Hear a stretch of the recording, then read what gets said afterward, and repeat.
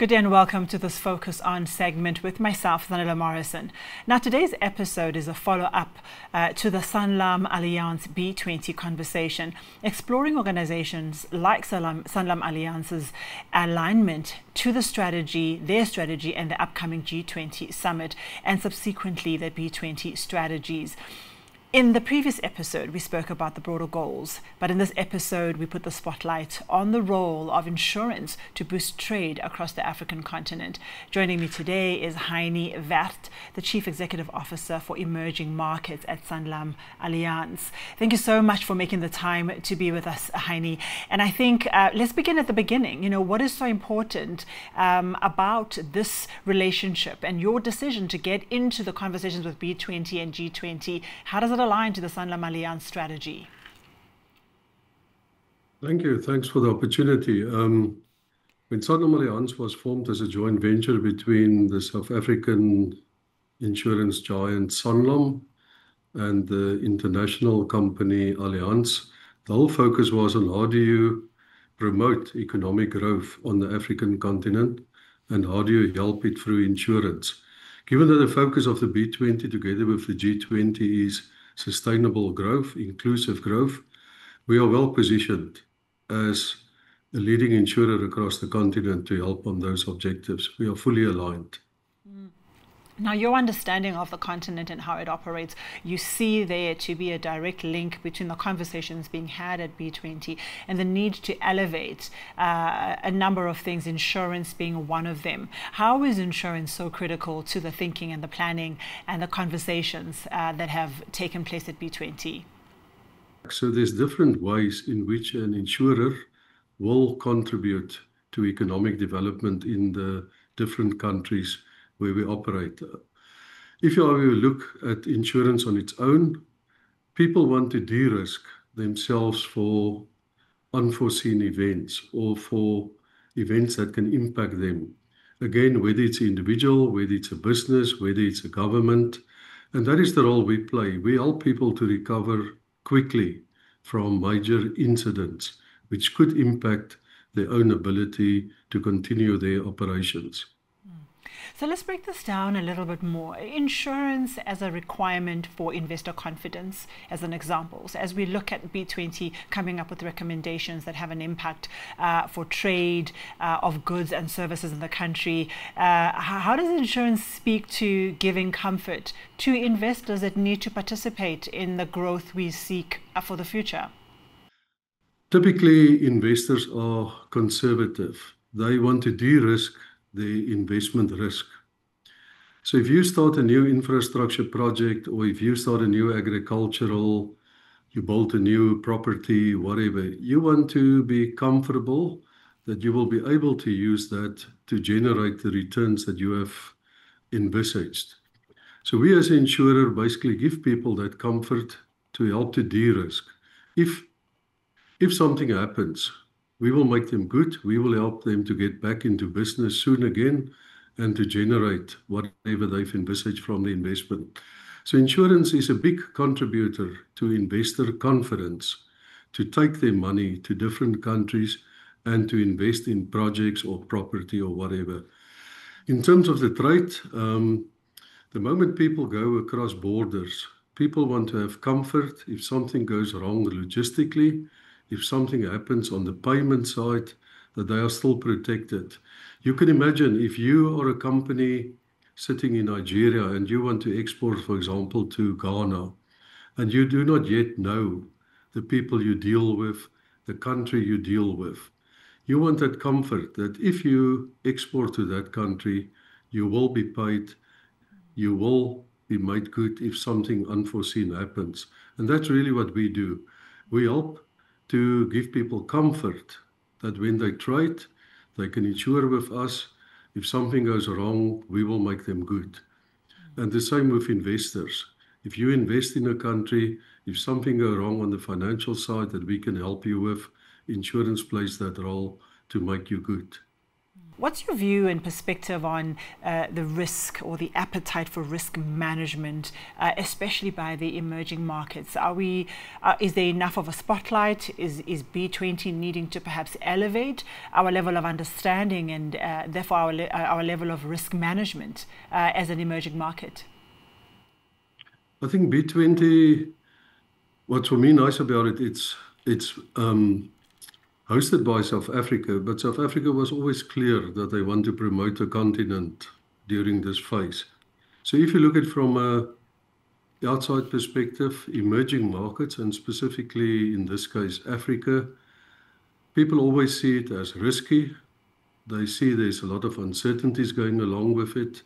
And I think this opportunity in working with the B20 and working with the G20 to help people to improve their views on Africa, to improve their understanding on Africa, that's all part of this risk mitigation, that people form a different opinion about our continent, that they see the growth prospects that's available, and how can they best protect themselves when they deal with our continent.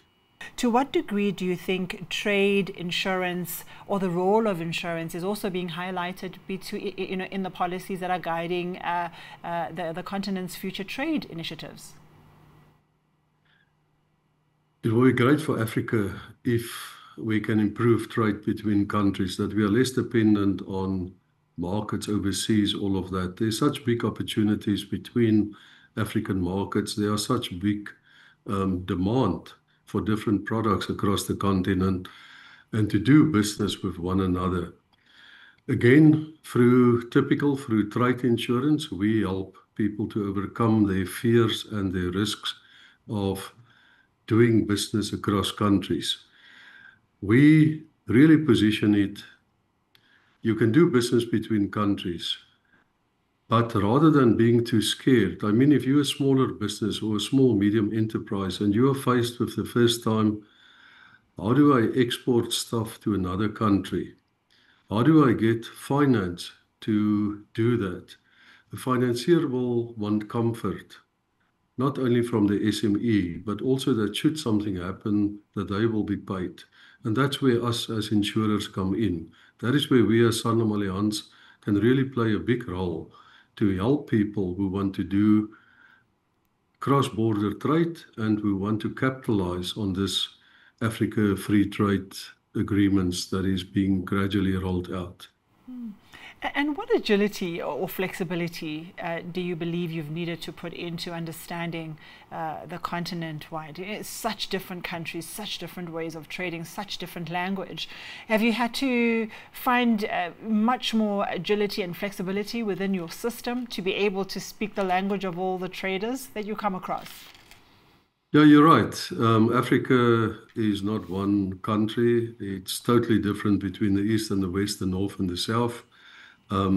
We operate in 26 markets. That gives us the luxury and the advantage that we deal with many, many cultures.